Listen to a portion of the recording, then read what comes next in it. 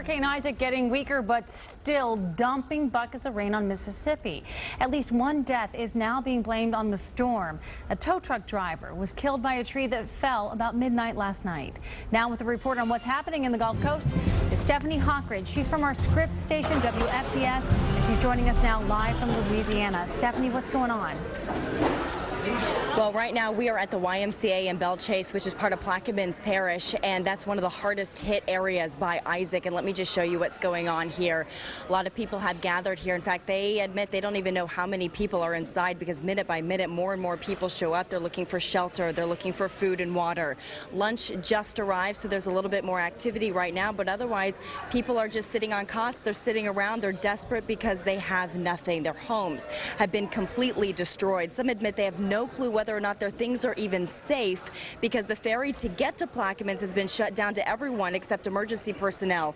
In fact, we tried to get across, but they said that it's just too dangerous. People had to be rescued from rooftops, literally, because the water is all the way up to the roofs of their homes. Isaac proving to be quite the rainmaker, dumping so much rain in just such a small area that the water overtopped the levees in this area. So the people are here. They're waiting for word that they can go home. This woman right here, you were telling me that you lost everything. Do you even know what your home looks like?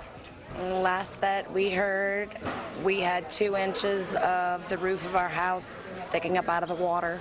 And this is the second time you're going to have to rebuild because you also lost everything in Katrina. Mm-hmm. Yes, ma'am. How is that going to? How are you holding up? How are you surviving?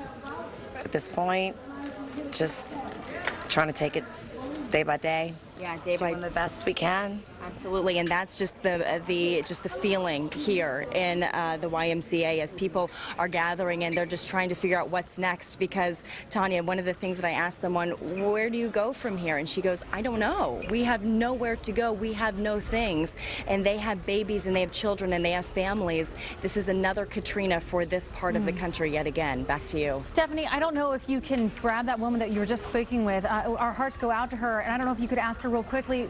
The second time she's going to have to rebuild. Why does she stay? Yeah, you know, they want to know why you decided to stay. You know, you had to rebuild once. You said your home was just 2 miles away. Why did you stay in Plaquemines? Well, because when the storm was coming in, the way the direction that the wind was going, we were high and dry. Why did you decide to rebuild after Katrina, after you lost everything? Why rebuild in Plaquemines Parish? Because to us, there's no better place to live than Plaquemines Parish. We've been here for 17 years.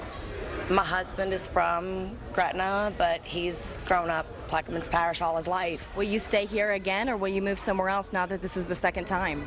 Without a doubt, we'll stay here again. But it's just a matter of where. Yeah, where? How far down we're willing to go. Yeah, and to happen again. And Tanya, if you can imagine the strength that would take to rebuild a third, fourth, maybe fifth time, because you never know with a storm like this. You know, Stephanie, I cannot imagine what that must be like. We thank you for that excellent report for us. We appreciate that.